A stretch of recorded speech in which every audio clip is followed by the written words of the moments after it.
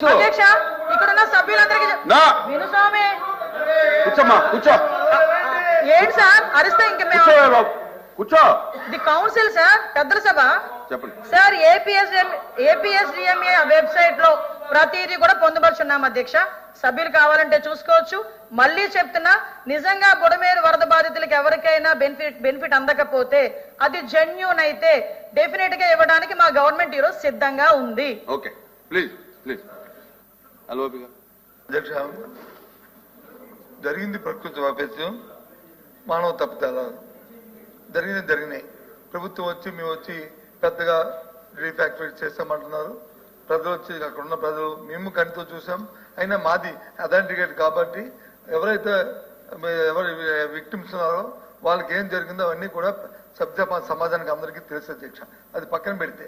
ఇప్పుడు జగన్ గారు ₹1 కోటి ఇచ్చారు అది ఖర్చు